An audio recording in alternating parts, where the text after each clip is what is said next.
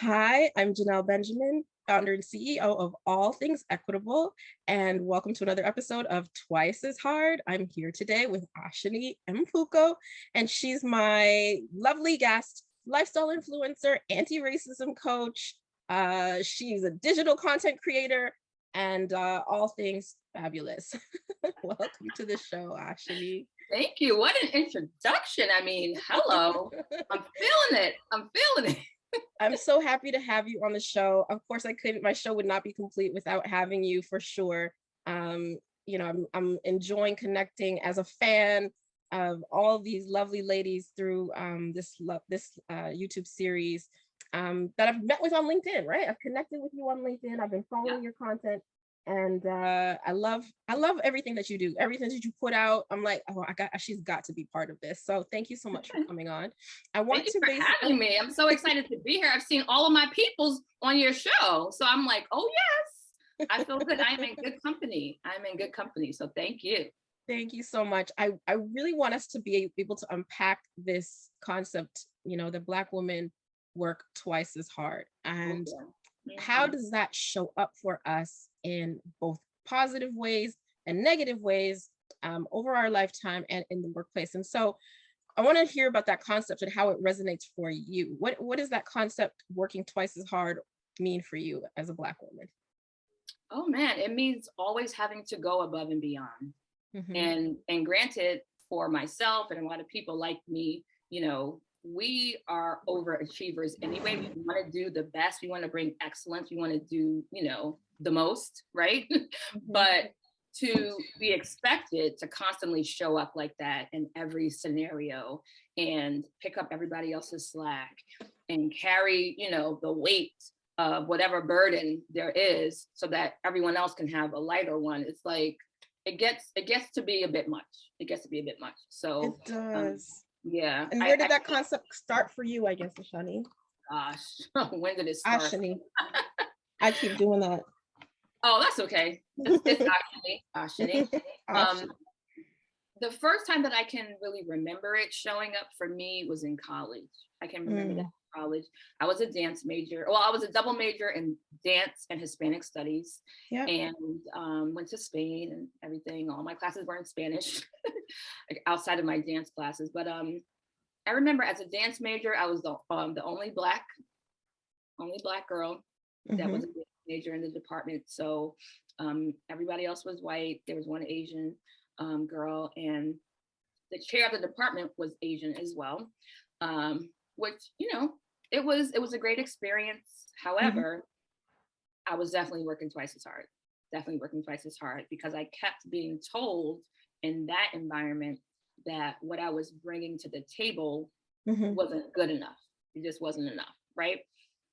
And so I was expected to assimilate into this very Eurocentric modern dance standard. Right. I trained at Alvin Ailey, I had a lot of really solid, really fabulous and very expensive dance training in New York City. And to go from Alvin Ailey to college, where it was like I said, a very Eurocentric, modern focused environment, and to go from there being so many Black girls in the class to being the only Black girl in my dance program, it was hard. It was hard, and it was very kind of like psychologically challenging, not just doing the work, but having to work twice as hard, having to really kind of let go of the culture that makes me the dancer that I am. You know what I mean? It was viewed as not being professional and not meeting the standard of the training. And it was just like, y'all gotta be kidding me. You gotta be kidding me. But wow. So did you innately know that you needed to work twice as hard, or did you hear that from someone in your life growing up? Did a parent or grandparent, sibling, somebody tell you, you're gonna have to do these things in the workplace or in any environment, really? Oh yeah, my dad definitely told me, like, this is what it is. We're Black. So this is what we're dealing with. And so from a young age, I was exposed to that. And then, like I said, it really kind of hit home when I went away to school. I left my environment that I was used to with my community, with my people, you know, just being in more of a diverse community, and never feeling like I was the only one and anything. Then I went to school and it was like, okay, what's happening here? You And so know? was it difficult for you, I guess, to suppress those sides of yourself in dance that you potentially wanted to display, but have felt that you'd be judged? Or, you know, let's unpack that a little bit. What does that mean for Yeah. you? So basically, like I said, I came from like the Alvin Ailey type of training. Mm-hmm. And what they want in these college dance programs, it's very Eurocentric modern. Okay. And so anything outside of that, Mm-hmm. they want you to suppress that Keep it expression. down. They don't want to see it. When you're doing choreography, you know, projects for your classes and Mm-hmm. you know, preparing for shows and all that stuff, they don't want to see that side of you coming out. They want to mold you into what they consider to be what a professional dancer should look like and move like and create Mm-hmm. like. So that And was was it easy very for fun. you to do? No. Were you able to do it? You weren't able to do it. I mean, I was able to. It took me a couple of years Yeah. to kind of like Twist remold and bend and myself. conform yourself. Yeah. And It, I didn't you know, like it. yeah, it reminds me of what I heard about Meghan Markle. I Okay. believe it was Lisa Hurley who talked about Meghan Markle after, you know, she went into the royal family, and how, you know, she had to be excellent. She had to conform and learn how to suppress the sides of her, you know, her public persona and as an actress and things, to be just so. Yeah. And even in the midst of doing that, she was subjecting herself to so much harm. Um, so many of those experiences that are painful. You know, we heard her on the Oprah show talk about that she became even suicidal. Yeah. Just wondering if any of that, you know, her experience resonated for you or with you when she talked about those things. It resonates because in that experience, in that environment, I got to feel what it's like to try to really suppress who you are. I Mm-hmm. had never really experienced that before. I was Mm-hmm. always kind of like encouraged to be my full self, to be my authentic self, to Yeah. show up in whatever way I feel like showing up, you know, just being true to who I Mm-hmm. am. And Mm-hmm. in that environment, it just wasn't really welcomed. And I was told in you know, subtle and indirect ways, we don't do that here. We don't do that Mm. like that here. That's not what we're doing. That's not professional, you know. Mm-hmm. So what Mm-hmm. ended up happening was, as a dance major, you have a senior dance concert before you Okay. have a whole, you know, production and all of this stuff, and you have your own choreography piece and everything. And in my senior production, and Mm-hmm. granted, all my dancers were white because, like I said, I Mm. was the only Black girl in the Right. program. I was the only Black dance major. All my dancers were white, and let me tell you something, they were all doing West African. Ha! I was like, I'm about to graduate. I'm about to graduate. So we're gonna bring Alvin Ailey up in here. We're bringing some Horton technique. We're bringing some modern dance in here. Mm-hmm. Some West African dance, and that's what we're doing. So take it or leave it. I don't care. I'm graduating now. Good. You know what you're saying resonates a lot for me, and I'm sure a lot of Black women. You know, when we recognize that we're at the end of a process, there's a sort of freedom that comes with, I'm going to do me. I'm going to tell you like it is, and I don't have to do that anymore, right? Um, I recently was chatting with someone who was in a unionized environment, and they were on a contract. And the moment they became permanent, it was like, oh, you're going to see the real me. Oh, To okay. show up as their full authentic self. And it resonates, right? In every culture, every community where you can be discriminated against, kept down, held back, oppressed, whatever, that we want to have these opportunities to just be, and to have them, you know, feel what it means to embrace something about us in ways that they haven't before. So thank you so much for sharing that. I Yeah, want to and it's hear. funny you mentioned the unionized environment because I was a Mhm. union organizer for Okay. many years. So Mhm. before I went to college, I was working for a union, and then all throughout my college years, I was a union organizer. And when I graduated, I didn't dance. I was a union organizer Okay. the first year and a half after I graduated. And boy, did I get to see a lot. Boy, did I get to see a lot. I could I imagine. understand the difference in those kind of like corporate cultures and environments where there's a union and you have Mm-hmm. that support. Mm-hmm. You Mm-hmm. have that support, and when you don't Yes. have a union and you're out there on your own, so Right. then you got to make a decision. Am I going to conform and just keep my paycheck, Right. or am I going to speak out, show up as my full authentic self, and just tell people, deal with it? Yeah. That's hard for Black women to do, Black people in general, just because of our economic position in society, right? Whether you're in Canada, you're in the United States, globally, we just don't have the wealth of other communities, and particularly, white society. And so, for us to have to make those sacrifices, it's like, I'm just gonna, you know, take this racism, these microaggressions, all this harm that I'm experiencing, and keep my head down and keep quiet because I need the paycheck. It is Right. damaging, Oh yeah, It's absolutely, and harmful. it eats away at you. Over time. It Mhm. really eats away at you, and so you have to think about, like, what is my mental health worth? Right. It's Mental Health Awareness Month right now. Mhm. How valuable is my mental health for me, and where am I willing to compromise, and where am I not willing to compromise? And you have to Yeah. be real honest with yourself, because it can damage you in ways. Like, I know Ashanti shared the other day how this trauma from her corporate experience was something that she had to deal with for so many, like years after she left, and she's Right. still healing from that trauma, of what she experienced. So it's not Yeah. something to be taken lightly. No, I know you're an anti-racism educator as well. You provide training through your own digital content that you create and curate to help this issue right now of racial equity and advancing, the condition of Black people globally.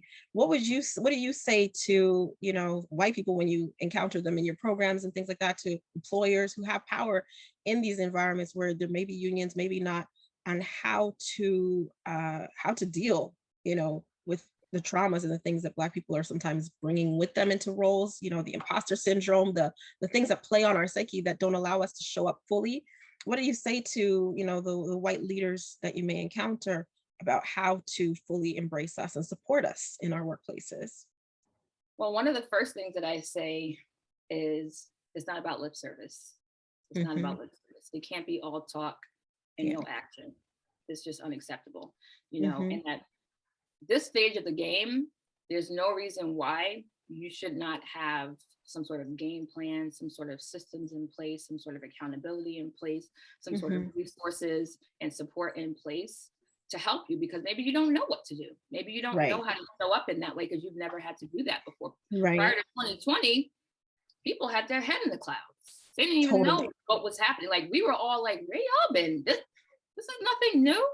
It's so Had, true. they had this awakening, and I do that because it's like, Hmm. an awakening usually leads to action. Right. It usually leads to a shift in how you show up and how you operate.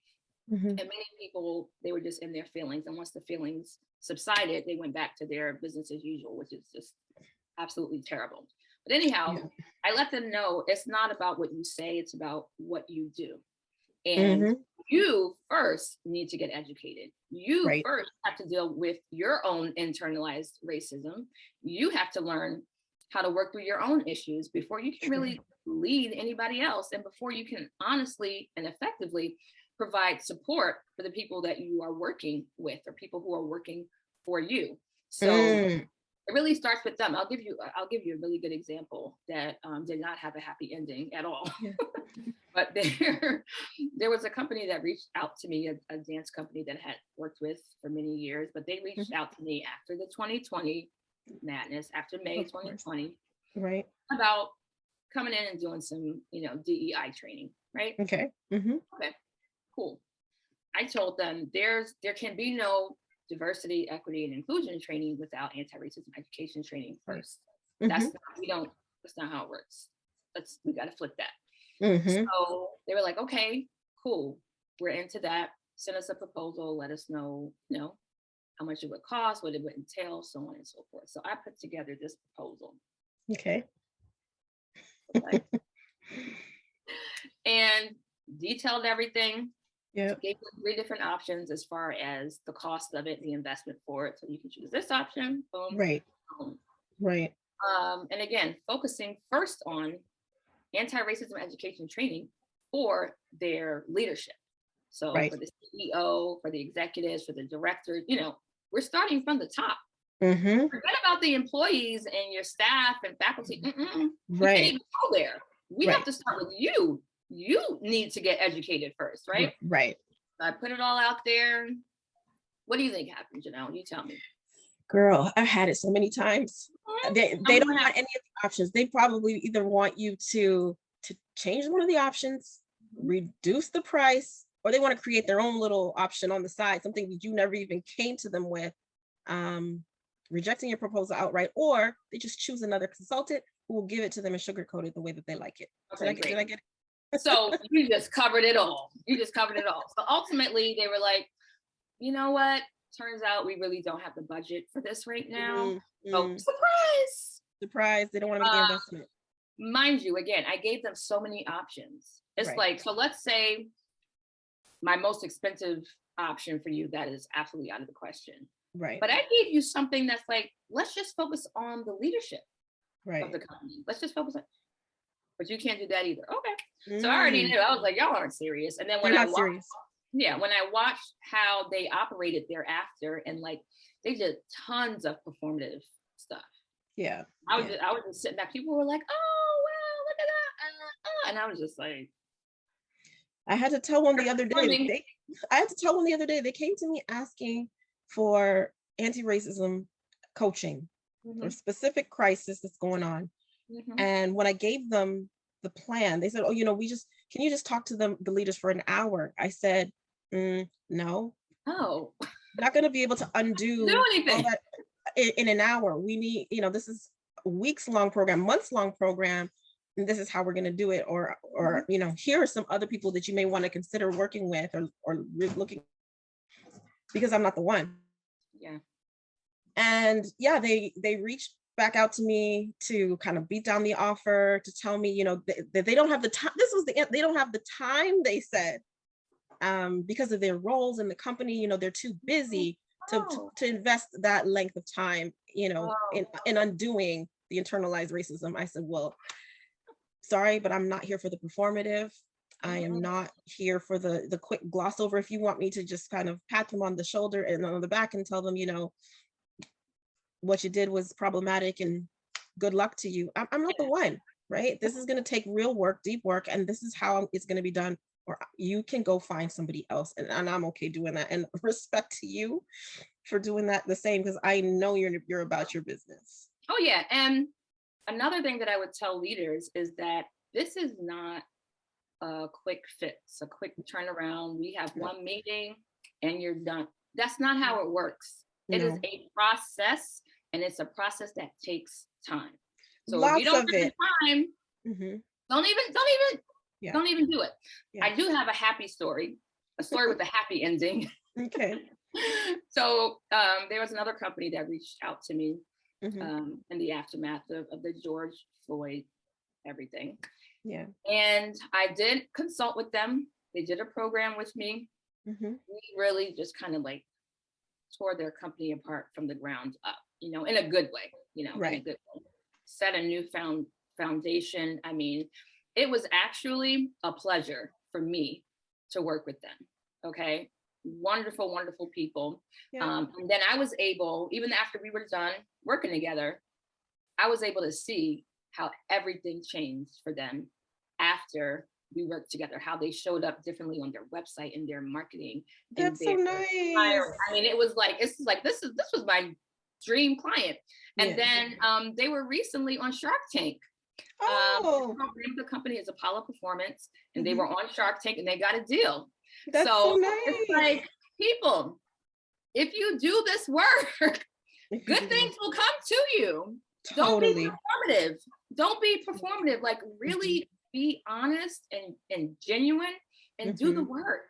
And like, good things are coming to you. But if you want to continue to just stay where you're comfortable and keep doing what you've always been doing, and it's yeah. it's I not tell them, I tell the clients that work with me as well, even after training, you're not you're not anti-racist done. because you just went through this Right. course, right? Like You're not done the work yet. continues It's a on your own, lifelong journey. independent of, you know what I mean? So people don't understand. They want this like, come in, fix us, you know, tell us what we need to do, give us that 2 hour spiel, you know, some scenarios or whatnot, and it's gonna just all of a sudden just undo everything for them, and it's back to business as usual. No, it's absolutely not going to work that way. And I think for practitioners, and this was highlighted, I don't know if you've seen the new Abercrombie film on Netflix, White Oh, Hot. I haven't watched. Yeah. Well, it's highlighting this issue for diversity, equity, and inclusion practitioners, anti-racism educators, you name it. The fact that, you know, we are subject to harm ourselves, right, as racialized practitioners, and the things that we've been asked to do in these corporations that really don't want to change, that really just want to be exclusionary. And it's harmful. I'm sure you know, it's harmful to your spirit. You know, when I saw that communication, it's like, you're talking to a racialized woman and you're telling me that you don't have the time to undo the harm that was caused. It's harmful to me, and I don't think there's even that wherewithal.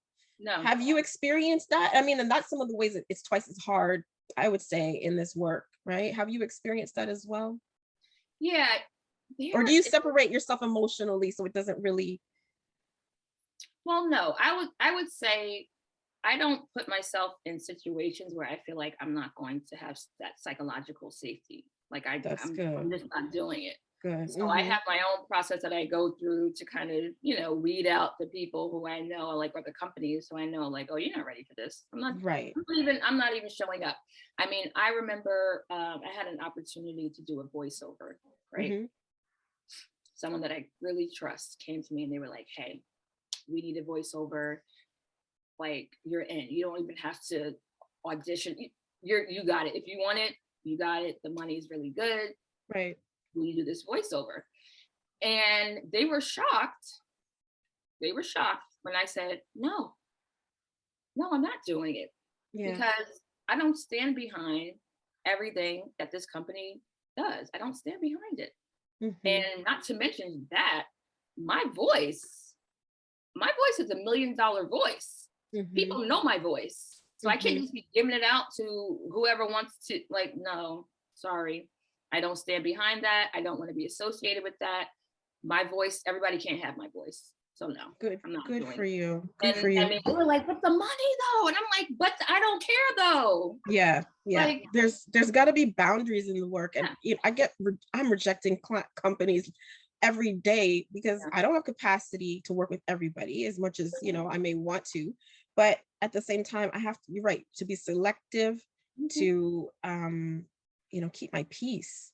Absolutely. Keep my peace, because otherwise I'm not going to compromise my integrity, my values, my ethics, none of those things for this work. And those are the ways I think sometimes it can be twice as hard when people are literally asking you, you know, they're so bold. They're so bold. The audacity. Yeah. It's like, yes. What? Really? Yes. No. Yes. We're not Lisa Hurley would say the caucasity. The caucasity. You know what? And I don't know if you saw the video, but one of my videos kind of like went viral on LinkedIn this week, a couple of days ago. And it has over like 500 comments on it and tens of thousands. I think I saw that. Did you do like the top 3 things or top 5?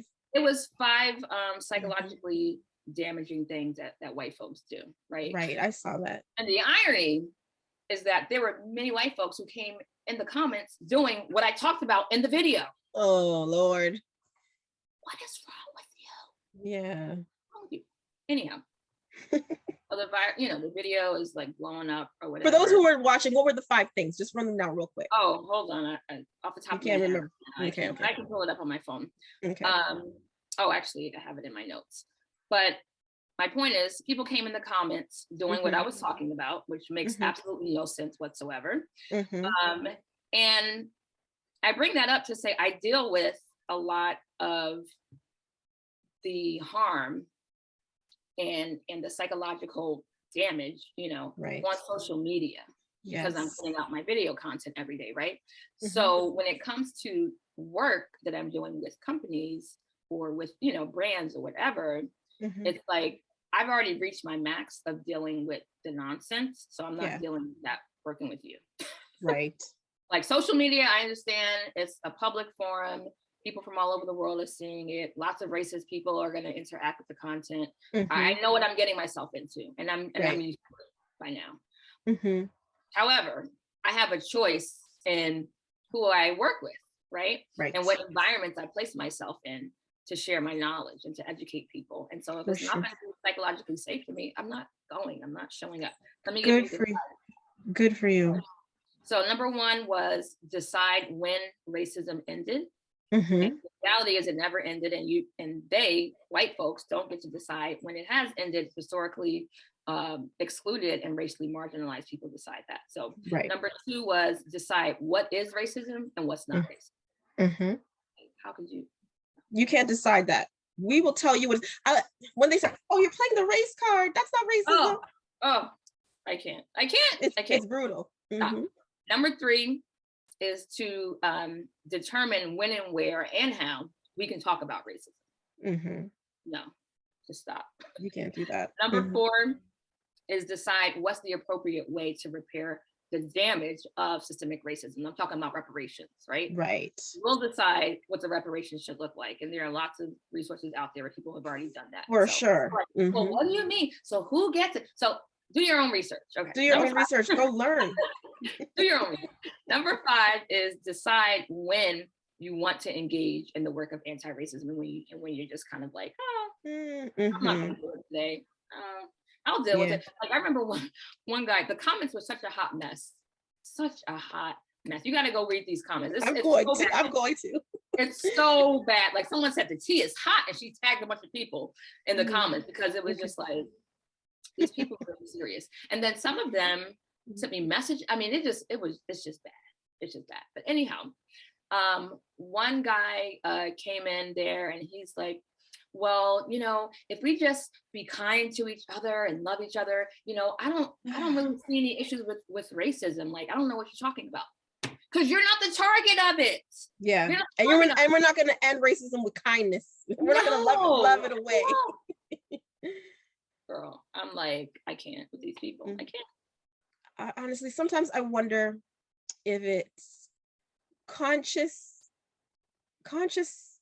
ignorance or if it's truly that unconscious bias, right? Like I don't all the way believe in I don't even believe in unconscious bias anymore. right. People done ran that into the ground and use it as an excuse. Unconscious. Let me tell you something that happened though that's interesting, and I'm actually going to be posting a video about this on LinkedIn probably today.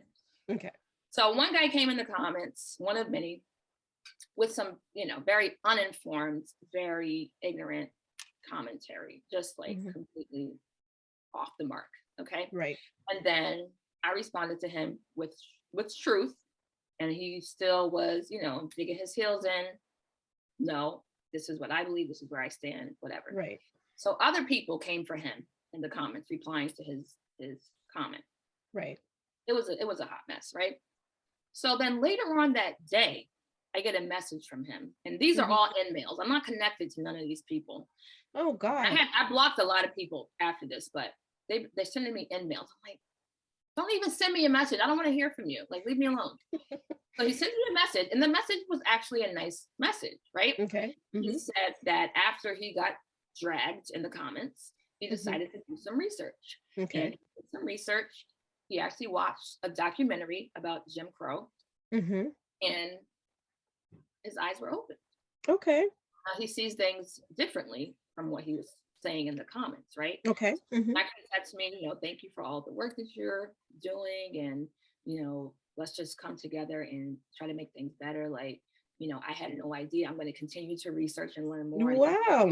Yeah, and he listed some other like documentaries and books that he's gonna watch and read, and like he's into it, I haven't responded to his message yet, but I'm going to. So here's what's good and bad about that. Okay, the good thing is that he experienced that transformation, like right, but he had to be called out on it. Yes. Had to be slapped in the face with the truth, right? and then made to feel like, okay, well, maybe there is something that I'm missing here. Like, no kidding. That's what we're trying to tell you. Right. If you would just be open-minded, then you would understand that. And people would be much kinder to you if you weren't digging your heels in on the ignorance. Right. If you're like, well, I don't really know. I mean, I'm open to learning. People respond differently. But if once you start digging your heels in, you're asking. Right. When they start, well, what about this with the whataboutisms? And he was doing all that, right? So the good thing is that he had that transformation. His eyes have been opened. Now he's researching, he's learning, he's watching documentaries. Like he's on the road to becoming anti-racist. He may have a long way to go, but he's on that road, right? Right. Fantastic. The problem that I had, which I'll talk about in my video today, is that you were in my comments spewing out this ignorance. Right. Now you've had this awakening. Now you want to come send me a private message about it? No. Go back in the comments. Go back to the comments where you caused the harm. Right. And repair over there. You don't repair privately when you did something publicly that was harmful and damaging. No, that's not how it works. I agree. No, the problem is they don't want the other white people to see them now, right? Yep. Saying, I'm sorry, tail between the legs, right? And that's exactly what needs to be done, right? They want to. They can see. Sorry, people privately. need to see. Like, oh, wait a second, what happened with this guy? Yeah. Maybe I should do some more research because they're like they're loud and wrong, and they don't care that the truth is there's more to this than what you know already. Right. Why not just say, I need to learn more. I need to spend some time researching and getting educated because I can only see this and you're talking about this and I don't see that. Right. But maybe I'm missing something. It's just very interesting. Openness. Yeah. Humility. It's the privilege to be able to walk through the world with this almost willful ignorance, right? And then to be trampling on other people's views because I just don't agree. I'll give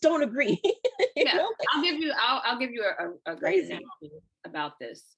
So last night I took my kids to this like indoor play park area. Okay. It was an event for their school. You go in there, they have rock climbing, they have trampolines, they have obstacle courses, they have all kinds of things in there, right? But this particular event was sponsored by the school. Okay. So it was like all the kids from the elementary school, from kindergarten all the way up to like 6th grade or something, let's say, right? And I remember when I spoke to my husband, because he wasn't able to go, I took the kids by myself. When I spoke to him about it, and he said, well, how was it? You know, the kids have fun and so on and so forth. I said, yeah, they had a good time and everything, but it was chaotic. And I said, it's always so frustrating for me with small children. I have 3 kids, small children, to be in a place where there's lots of big kids. Because what the big kids do, they're running and racing and ripping and all over the place. And they have no awareness of what's around them or who's around them. Not at all. Literally knocking little kids over, bumping little kids. They're falling down. And it makes you want to kill them. They don't even know what's happening. Like literally, I saw these kids, they are just racing and running. My son, who's 4, he's getting knocked down. They're climbing over. They don't even see it. They don't even know that they're there. And I feel like for a lot of white folks, that's how they go through the world. It's like a bull in a china shop. Yes. You're causing harm. You're causing a ruckus, and you don't even know. You're not even aware of who is around you and how what you're doing is affecting them or how it's harming them. And it's like we need them to open their eyes, stop being blissfully unaware. Yeah. Open your eyes and look around you. You know, it's like going through a door in a public place. Go through the door. You don't bother to look behind you to see if there's somebody. Do I need to hold the door for somebody behind me? No, you don't even look. Yeah. And they go through life like that. Totally. Can you stop for a second and look around? What's happening? What's in your head and in your world? Wake up. Totally. And then they want, when you tell them to wake up, they want to say, oh, woke culture. Now they want to throw that back at our words that we've been using in the community for decades. Now they want to weaponize it and make it a problem. No. Oh, I don't succumb to all this woke culture nonsense that I've heard all this crap now coming out of their mouths. That's what it is. It's crap. And I tell people all the time, human rights are not political. Human rights it has nothing to do with what political party oh, the left is about this and the right. Human rights are not It's political. just human rights. It's just human rights. Absolutely. And and then they say, oh, well, I'm a good person. According to who? Yourself? That's not how it works. Your actions will tell you if you're a good person or not. And good people, guess what? They don't allow people to be harmed and they're aware of it. They don't allow people to be bullied and discriminated against, right? They don't believe in a system that advantages one group while intentionally oppressing and disadvantaging and marginalizing another group. So maybe you're And they don't even think that the other group that is disadvantaged and oppressed in society deserves it, because they're not doing the right things. They're not working hard enough. You're a good person. You don't actually believe those things. You don't believe that. There's so much work to be done. And I appreciate you doing that work. Tell me some of the ways that you're currently working twice as hard. I know that you've got, all the things. You're on social media. You're like a TikTok sensation. You've got your Patreon community. You're on LinkedIn. You're everywhere. You've got your digital content that you're creating in your courses. Yeah. So what else are you working on, and what's next for you? Well, that's a great question, Janelle. I mean, you're getting ready for a post today. I mean, I wish I had all the answers for you. What I want to say about that, I don't have one direct answer for you, but what I do want to say about it, as far as working twice as hard, I was talking to my sister on the phone yesterday, and we were talking about my work, my anti-racism education work, and everything.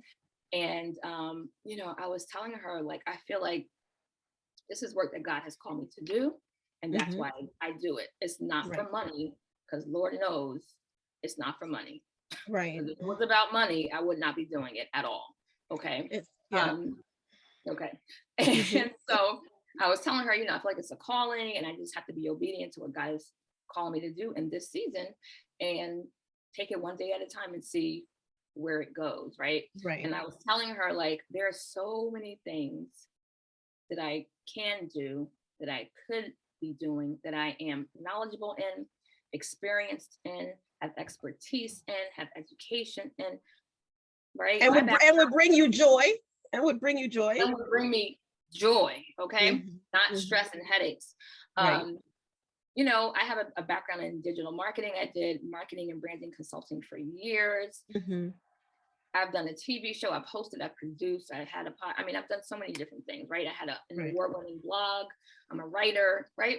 A lot of stuff. And I'm like, there's so much that I could be doing, but God has me doing this. And I don't really understand that. However, my point is that if there were more white folks doing this work with this same energy, gathering their people, staying on them, staying consistent with it, right? Guess what? I wouldn't have to do this. It's so true. I wouldn't have to be doing this. And so even in the comments on that video that I talked about that went viral on LinkedIn, it's like there were white folks coming in to get to of course, folks, right? Of course, because they go tag their friends and say, come look at this. Right. So people were responding and speaking truth, one white person to another white person, right? Okay. Racist and anti-racist, they were going at it. However, with 500 comments, and it's probably more by now, but 500 comments and lots of really deplorable and disturbing comments from some racists on LinkedIn. How come there weren't more white folks coming in and correcting them? And calling them out and saying something? Like, I felt like it was a little late. Yeah, it's always like, here we go again with the Black people and the emotional labor to have to educate and fight for our lives, even in while dealing with the harm, while fighting against the daily racism, then dealing with more of it for talking about it. It's just ongoing thing, and it's like white folks, and people don't even like me saying white people. Well, who do you want me to talk about? Oh my God. Who else can I say? I don't. We need y'all to stand up. What are you doing? Why are you so silent? We hear y'all about abortion. You're very loud about abortion. What about racism? Where are you? You're not saying anything. You're not doing anything. Why do you need us to motivate you? Why do you need an unarmed Black person to get shot and killed by the police for you to wake up?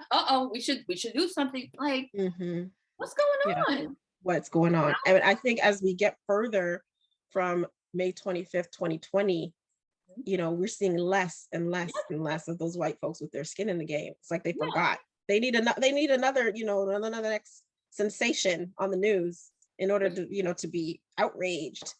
And the thing is, it's like if you need that, first of all, it's very problematic if you need that to be motivated to do something. I agree. Alert, you're not a good person if you need that. You need that trauma porn, right, to motivate you. Okay, but besides that, guess what? It's all throughout history. All you got to do is go read some history. Just go read, and then you can get your motivation again, because long before video cameras, long before cell phones. It's there. You know, I mean, I have vivid, and when I tell you vivid, I have vivid memories of the Rodney King situation. I was in junior high school, and we had a sit-in at my school for Rodney King. Okay, I remember that like it was yesterday, and I'm 42 years old. It's fresh. It still stays fresh. But what are they doing? What are they doing about it? Right. You know what I'm saying? And so that's why what I found, particularly in the comments on that video, is like there are some white people who are offended that you're even talking about white people and racism.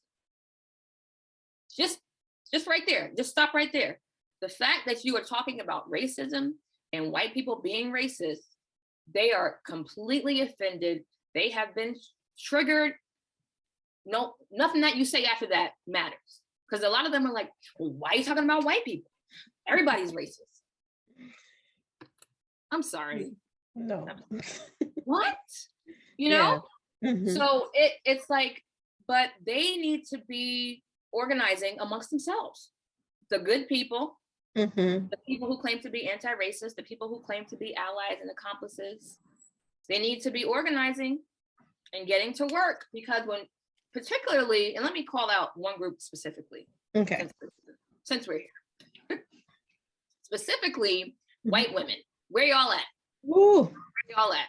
Because when y'all are outraged about something, the world knows and the world moves. And white men can't move without white women supporting them. So what y'all doing?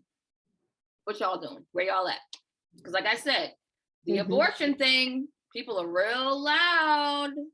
So loud. So loud. Systemic racism, suddenly they're like, well, I don't really know what to do. I mean, when I talk about reparations, oh gosh. That's the worst one. It's just impossible. I mean, you just need to move on. I mean, slavery was years ago. Like, you just need to forget about it. And it's like, if only slavery and the impact of slavery had stopped at the same time. It stopped. The impact continued. They abolished it and everything stopped and it was over. It was over. Nothing happened. There was no ongoing impact after that. Maybe. It'll be okay. But unfortunately, that's not the case. That is not the case at all. You know, so it's a lot. And again, for me, I'm certainly, even though if you look at my posts, I've always shared resources that I have to offer for people to invest in. And I think we should be investing in it, right? I agree. I always share that in the comments on my posts.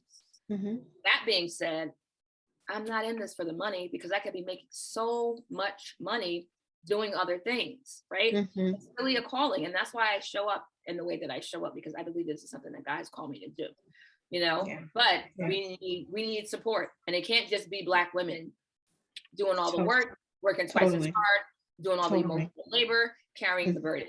Like, it can't just be us.